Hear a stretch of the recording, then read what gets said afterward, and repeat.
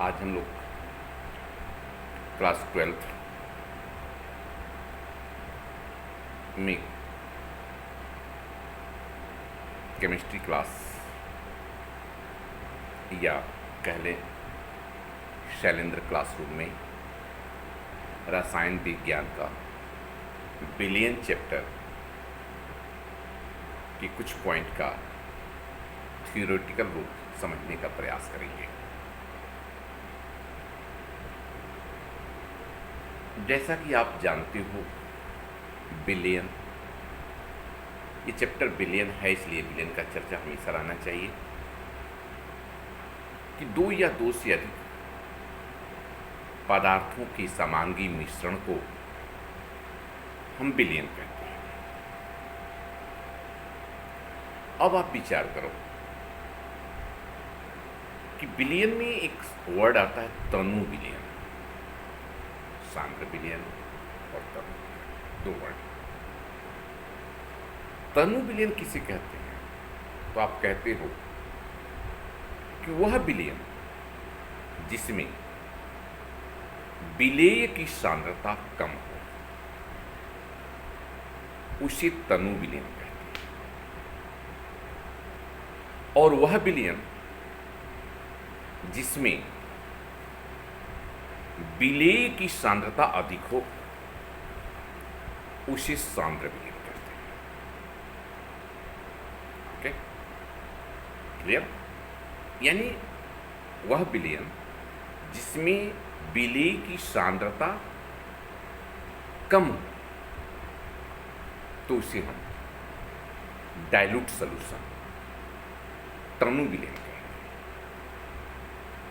अब आप ये ध्यान देंगे कि तनु विलयनों के गुण अर्थात प्रॉपर्टीज ऑफ डाइल्यूट सॉल्यूशन। अब आप चर्चा करो प्रॉपर्टीज ऑफ डाइल्यूट सॉल्यूशन, यानी तनु विलयनों की गुण। जैसा कि आप जानते हो बच्चों कि द्रव विलायकों में अवाष्पशील विलेयों के तनु विलयनों की मुख्य या मेन जो प्रॉपर्टीज है, जो गुण है, मुख्य गुण है, वह निम्नलिखित होते हैं। यानी तनु विलयनों के द्रव विलायकों में अवाष्पशील विलेयों की तनु विलयनों का गुण, कुछ अवाष्पशील विलेय है, लेकिन विलयन बना है, लेकिन वह विलेय अवाष्पशील है।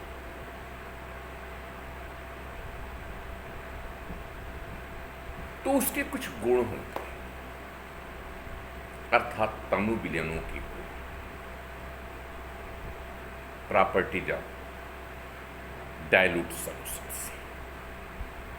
तो वह निम्नलिखित गुण, कुछ पॉइंट, निम्न पॉइंट, इन 4 पॉइंट हैं जिसके आधार पर हम इनके गुणों को समझते हैं, यानी प्रॉपर्टीज ऑफ डाइल्यूट सॉल्यूशन। पहला प्रॉपर्टी जाती है परासरण एवं परासरण ताप, यानी ऑस्मोसिस एंड ऑस्मोटिक प्रेशर, ठीक ना? ऑस्मोसिस एंड ऑस्मोटिक प्रेशर, परासरण एवं परासरण ताप। दूसरा हमारा पॉइंट है जो गुण में, वह वाष्प दाब का अवनमन, यानी lowering of vapour pressure, lowering of vapour pressure. तीसरा गुण हम समझते हैं किस पॉइंट में? तो तीसरा पॉइंट है क्वथनांक का उन्नयन, यानी इंग्लिश में उसे कहते हैं एलिवेशन ऑफ बॉइलिंग पॉइंट। और चौथा जो गुण आता है उसको कहते हैं हिमांक का अवनमन, it means depression of freezing point, depression of freezing point. अब आप सोचो, बिलियन के हम तनु बिलियनों के गुण इन 4 पॉइंट में समझते हैं, लेकिन उससे पहले कुछ बातों पर विशेष ध्यान दें। आप जानते हो कि जो बिलियन के असंख्य गुण, कॉलिगेटिव प्रॉपर्टीज ऑफ सॉल्यूशन, तो बिलियन के जो भौतिक गुण, बिलियन की निश्चित आयतन में उपस्थित विलेय के कणों की संख्या पर या बिलियन में विलेय के मोल फ्रैक्शन पर निर्भर करता है। अणुसंख्य गुण कहलाता है। याद रखो, अणुसंख्य गुण उसी को कहते हैं। अब ये प्रश्न होता है कि यह असंख्य गुण, जो बिलियन का असंख्य गुण है या अणुसंख्य गुण है, अणुसंख्य गुण, वह न तो प्रकृति पर निर्भर करता है, न ही उसकी संरचना पर निर्भर करता है, न ही उसके संगठन पर निर्भर करता है। तो किस बात पर निर्भर करता है? याद रखना, इसका अणुसंख्य गुण जो होता है वह डिपेंड करता है परासरण दाब पर, वाष्प दाब, क्वथनांक का उन्नयन और हिमांक का अवनमन, इन सब पर जो है या बिलियनों की गुण, अणुसंख्य गुण पाए जाते हैं। अब जब आप जान ही गए हो कि 4 गुण हैं उसके, जिसको कि हम लोगों ने क्रमशः पुनः ध्यान दे, पारासरण एवं परासरण दाब, दूसरा हमने कहा वाष्प दाब का अवनमन, तीसरा हमने कहा क्वथनांक का उन्नयन, और चौथा कहा हिमांक का अवनमन। अब एक पॉइंट, उसमें पहला पॉइंट देखो, परासरण। कभी सोचते हो ये परासरण क्या है? अलग अलग डिफिनेशन दिए जाते हैं परासरण के। तो परासरण में एक छोटा सा एग्जाम्पल समझना, या एग्जाम्पल से पहले इस परिभाषा को समझो।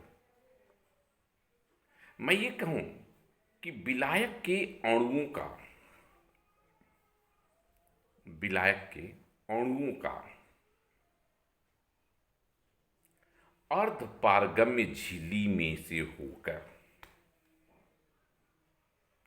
शुद्ध विलायक से विलयन की ओर या तनु विलयन से सांद्र विलयन की ओर स्वतः प्रवाह परासरण कहलाता है। ओके, दूसरे शब्दों में इसे हम क्या कहते हैं? दूसरे शब्दों में इस परासरण को समझने आता कि विलायक का कम सांद्रता के विलयन से अधिक सांद्रता के विलयन को या अधिक सांद्रता के विलयन की ओर अर्ध पारगम्य झिल्ली में से प्राकृतिक प्रवाही परासरण कहलाता है। इसका मतलब हुआ कि अर्ध पारगम्य झिल्ली एक तरह से सेमी मेम्ब्रेन से आपको सेमी परमिएबल मेम्ब्रेन से होकर जाती है, तो उसे परासरण कहते हैं। आप ध्यान देना, परासरण किसे कहते हैं? तो हमने बताया आपको कि विलायक के अणुओं का अर्ध पारगम्य झिल्ली में होकर शुद्ध विलायक से विलयन की ओर या तनु विलयन से सांद्र विलयन की ओर स्वतः प्रवाह परासरण कहलाता है। स्वतः प्रवाह परासरण कहलाता है। अब आपको ये ध्यान देना है, परासरण के बाद यदि हम देखें परासरण दाब, यह परासरण दाब जिसको कि मैंने कहा ऑस्मोटिक प्रेशर, ये है क्या? तो हम परासरण यदि हम समझे हैं तो परासरण के साथ साथ अब आप ये ध्यान देना कि परासरण दाब क्या कहलाता है बेटा।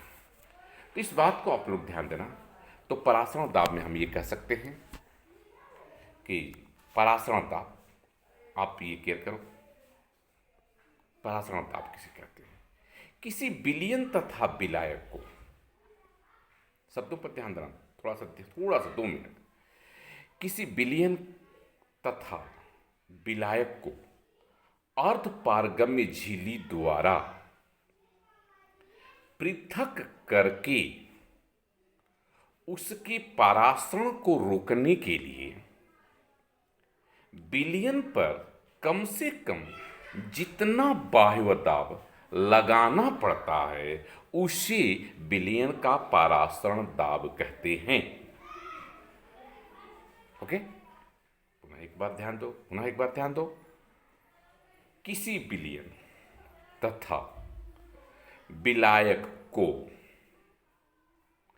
अर्ध पारगम्य झिल्ली द्वारा पृथक करके उसके परासरण को रोकने के लिए विलयन पर कम से कम जितना बाह्य दाब की आवश्यकता पड़ती है या जितना बाह्य दाब लगाना पड़ता है उसे हम परासरण दाब कहते हैं, ऑस्मोटिक प्रेशर कहते हैं।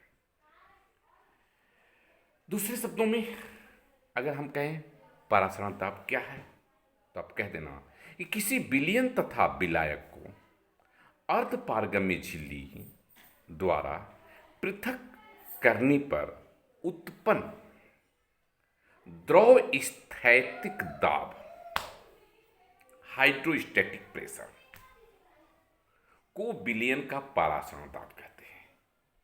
एक यह भी परिभाषा आप लिख सकते हो परासरण दाब की, क्या? किसी विलयन तथा विलायक को अर्ध पारगम्य झिल्ली द्वारा पृथक करके, अलग करके या करने पर उत्पन्न द्रव स्थैतिक दाब को विलयन का परासरण दाब कहते हैं। तीसरी परिभाषा यदि आप सोचो तो हम क्या कहेंगे? परासरण दाब की परिभाषा कह सकते हैं कि किसी विलयन के वाष्प दाब को बढ़ाकर विलायक के वाष्प दाब के बराबर करने के लिए विलयन पर बाह्य या बाहर से लगाए गए कम से कम दाब परासरण दाब कहलाता है। इस प्रकार से आप याद रखना, यह परासरण दाब यानी ऑस्मोटिक प्रेशर कहलाता है। यह परासरण दाब को आप कुछ नियम भी इसके बताए गए हैं। उन नियमों पर जो कि किताबों में थोड़ी सी दिक्कत होती है आप लोगों को, थोड़ा सा उसमें ध्यान समझना। उसके नियम में हम यहाँ पर मुख्यतः 3 नियम बताने का प्रयास करेंगे, यानी परासरण दाब के नियम। उसमें से पहला ध्यान देना, शब्दों में याद रख लो, हमको उम्मीद है कि एक लाइन का नियम है जिसे आप समझ सकते हो। पहला वांट यानी बायल वांट हाफ नियम। पहला जो परासरण दाब का नियम है वह है बायल वांट हाफ नियम। अब ये क्या है? तो आप कह सकते हैं बेटा कि स्थिर ताप पर, क्या? स्थिर ताप पर किसी तनु विलयन में परासरण दाब विलयन की सांद्रता के समानुपाती होता है, बराबर होता है या अनुक्रमानुपाती होता है। ठीक, जैसा कि आप बायल का नियम P प्रपोर्शन 1/v पढ़ चुके हो हाई स्कूल में, तो यहां पर क्या कहोगे? P प्रपोर्शनल C यानी सांद्रता, P प्रपोर्शनल C हो गया, P प्रपोर्शनल C, अर्थात P इक्वल के सी या P/C इक्वल के। तो मैंने बायल वांट हाफ नियम भी बताया। दूसरा हमारा परासरण दाब के नियमों में चार्ल्स वांट हाफ नियम, चार्ल्स वांट हाफ नियम, इसको ध्यान दो। इसके लिए हमने क्या कहा? चूंकि चार्ल्स ने क्या कहा था, हाँ याद है? स्थिर दाब पर। ठीक, यहां पर भी स्थिर सांद्रता पर ध्यान देना, क्या कहा है? स्थिर सांद्रता पर किसी तनु विलयन का परासरण दाब स्थिर सांद्रता पर, यदि हम सांद्रता को स्थिर रखें तो हम ये कहेंगे कि स्थिर सांद्रता पर किसी तनु विलयन का परासरण दाब उसकी परम ताप के समानुपाती होता है या अनुक्रमानुपाती होता है या बराबर होता है। That's all. यानी P प्रपोर्शनल T या P बराबर क्या कहोगे? के टी, जहां पर के क्या कहलाएगा? एक स्थिरांक है, कांस्टेंट है, कांस्टेंट के जहां पर क्या है? कांस्टेंट है, स्थिरांक है। तीसरा उसका नियम आप याद रखना, आवोगाद्रो वांट हाफ नियम। क्या बोला मैंने? आवोगाद्रो वांट हाफ नियम। इसको ध्यान देना कि समान ताप तथा ध्यान दे रहे हो, समान ताप तथा समान परासरण दाब पर, समान ताप तथा समान परासरण दाब पर विलयनों के समान आयतन में विलेय के अणुओं की संख्या समान होती है, विलेय के अणुओं की संख्या समान होती है। इस प्रकार से ये आपका जो नियम है, यह हमने परासरण के दाब नियम को बताने का प्रयास किया। ओके, अब आप ये सोच लोगे कि हमारा विलयन का, अब इस तीनों नियमों में हम ये कह सकते हैं, इसके आधार पर एक हम समीकरण, विलयन का सामान्य समीकरण प्राप्त कर सकते हैं। आप थोड़ा सा भी बायल्स चार्ल्स के आधार पर याद करो। आप लोगों ने जो है हाई स्कूल में रासायनिक यानी कह सकते हो बायल्स चार्ल्स के नियम पर गैस समीकरण को प्राप्त किया था। ठीक वैसे ही यहाँ पर भी आपको बायल वांट हाफ नियम और चार्ल्स वांट हाफ नियम के आधार पर इसे हम प्राप्त कर लेंगे। थोड़ा सा उस नियम को ध्यान में रखते हुए इस नियम को समझने का प्रयास करना। तो हम ये कहें कि बायल वांट हाफ नियम तथा चार्ल्स वांट हाफ नियम को के आधार पर हम विलयन का एक जनरल इक्वेशन प्राप्त करेंगे। जैसा कि आप जानते हो कि P प्रोपोर्शनल क्या होता है? 1/v, और जो कि ये किसके नियम पर है? वो बायल वांट हाफ नियम के आधार पर। जबकि चार्ल्स नियम के आधार पर क्या बताया? P proportional T। आप जानते हो इस बात को। बायल वांट हाफ नियम के आधार पर P प्रोपोर्शनल 1/v जानते हो, 1/v, और चार्ल्स वांट हाफ नियम के आधार पर P प्रोपोर्शनल T जानते हो। एक पर ताप स्थिर है तो एक पर सांद्रण स्थिर है। अब इन दोनों को ही मिला दो, P प्रोपोर्शनल 1/v और P प्रोपोर्शनल T को मिला तो क्या पाओगे यार? पी प्रपोर्शनल बोलो ना, पी प्रपोर्शनल टी बाई भी, दोनों को मिला दो आप। देखो पी क्योंकि पी प्रपोर्शनल भी है और पी प्रपोर्शनल 1/t है, तो दोनों को मिला दो, यानी कि उन दोनों समीकरण को, तो आप क्या कहोगे, पी प्रपोर्शनल या पी प्रपोर्शनल टी बाई भी, या इसको कह सकते पी भी प्रपोर्शनल टी, और जब प्रपोर्शनल हटा दोगे तो के टी हो जाएगा, के टी। लेकिन यहां पर उसके लिए हम के की जगह पर जो स्थिरांक शब्द है उसमें एस टी लगाया गया है। क्यों? क्योंकि सोल्यूशन पड़ रहा है, इसलिए इस तरह बिलियन का स्थिरांक, बिलियन का स्थिरांक, इसलिए जैसे वहां पर गैस नियतांक बताया था आर, कैपिटल आर, तो यहां पर आप क्या कहोगे, बिलियन का स्थिरांक यानी कैपिटल एस, तो पी भी इक्वल एस टी, जहां पर एस एक स्थिरांक है जिसे आप सॉल्यूशन कांस्टेंट कहोगे। ओके, तो आप याद रखना एस का जो मान होता है, जैसे आर का मान आप लोगों को याद होगा, ठीक उसी तरह से एस का मान जो होता है 0.0821 लीटर वायुमंडल प्रति डिग्री प्रति मोल होता है, प्रति डिग्री प्रति मोल होता है। इस प्रकार से हमारा यह एक आदर्श यानी एक समीकरण हमारा प्राप्त हो गया। क्या कहेंगे, इस उपयुक्त समीकरण के आधार पर यदि अणुओं की संख्या n हो तो हम कह सकते हैं पी भी इक्वल NST, और इस NST में यदि कह रहा है कि अगर मान लिया जाए कि अगर समीकरण का विलयन की सांद्रता इसमें C लिया जाए, तो हम ये भी कह सकते हैं ना कि पी भी यानी P इक्वल, ध्यान दो कि आप समीकरण को क्या करो, P भी इक्वल मैंने कहा NST, तो P इक्वल क्या हुआ NST बाई भी, तो N बाई भी का मतलब सांद्रता यानी C, कैपिटल C, तो क्या कह सकते हैं P इक्वल CST। ओके, जहां C क्या है, विलयन की सांद्रता यानी मोल पर लीटर में ज्ञात होने पर प्रयुक्त होता है।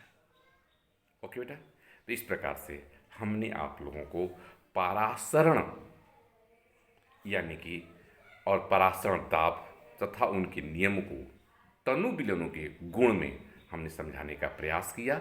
आप बार बार इसको पढ़ें और सुने ध्यान से, यदि आप देखोगे तो आप निश्चित रूप से उम्मीद है कि आप जो है समझ में आएगा।